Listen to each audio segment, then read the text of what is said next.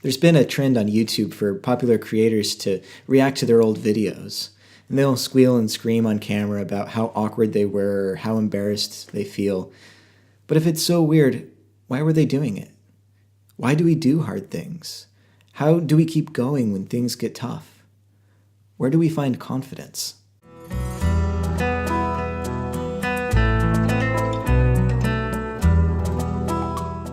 We're looking again today at Philippians 1, verses 3 to 11.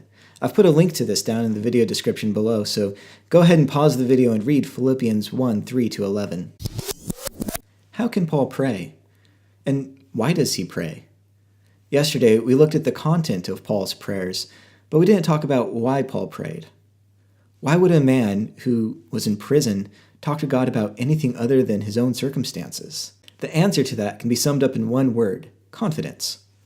Look at verse 6. Paul writes, "For I am confident of this very thing, that he who began a good work in you will perfect it until the day of Christ Jesus." Remember what Paul was so thankful for? That participation in the gospel? He himself knew the reality of Jesus in his own life. Paul's relationship with Jesus gave him confidence and peace in his own situation. He trusted God and looked to see God at work not only in his own life, but also in the lives of others. Now, the Apostle Paul had quite a unique introduction to Jesus. Just look back at Acts chapter 9 and you can read about his miraculous conversion. But I don't think we can say that Paul never doubted.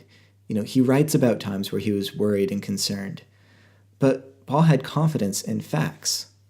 The fact that God does love and care for his people, working to save them. The fact that Jesus came to earth to save sinners. The fact that Paul standing before God had nothing to do with what he could do, but was completely based on God's grace and mercy. This is what we celebrate at Christmas. Jesus coming to build a relationship with us. This relationship with God is the foundation of our hope and confidence. When we feel distant from God, when we feel depressed or hurt, we need to remember the facts. We need to remember that God has come in Jesus to save us. Our future is secured in Jesus' death and resurrection. As we continue to live in this world, we have confidence in Jesus' finished work. The Apostle Paul shows us what living in light of the gospel looks like. He prayed and he encouraged others, and he had joy. And at the heart of this was his relationship with God. As we remember and celebrate Jesus coming to us at Christmas, we remember that he came to have a relationship with us. So ask yourself, what do I have confidence in? Where do I look for help when life gets hard?